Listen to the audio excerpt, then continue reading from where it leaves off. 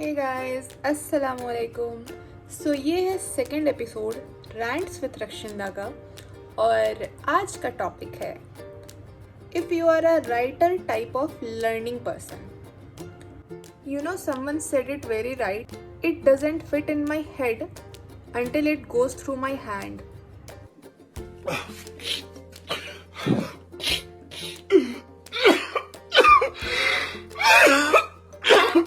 I mean, do you even understand our pain? It's so tough, guys. जो चीज़ directly आप note से या book से पढ़ सकते हैं और याद कर सकते हैं, मुझे वो लिखनी पड़ती है लाइन बाय लाइन, ताकि वो मेरे दिमाग में, इस 2% की मेमोरी वाले दिमाग में वो फिट हो सके। You don't know how miserable this thing is and you should be glad about it.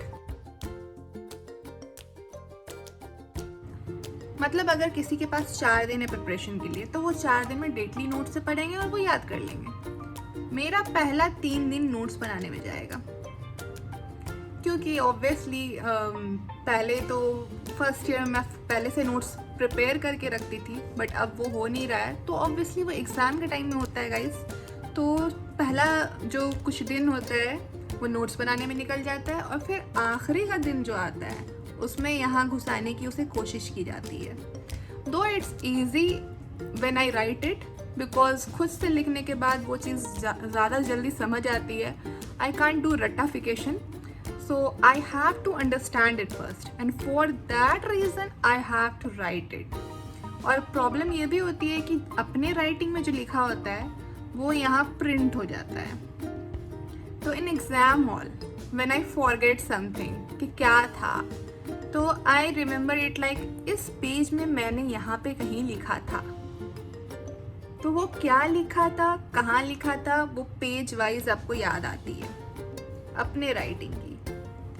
तो थोड़ी बेनिफिट वाली चीज़ भी है। बेनिफिट ऑब्वियसली ये भी है कि आप लिख रहे हैं तो आपको रिटेन ज़्यादा होगा और आप थोड़ा बेहतर याद कर सकते हैं, ऐसा हमको फील होता है।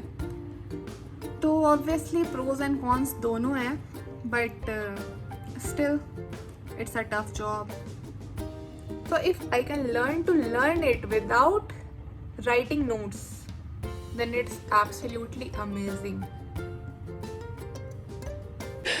ओ भाई, मारो मुझे, मारो मुझे, मारो।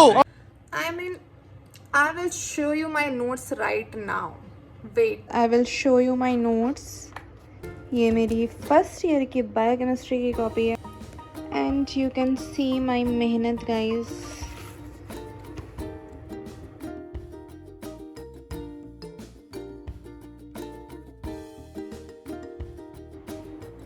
और ये मेरी फाइनल ईयर की सर्जरी की कॉपी है गाइस।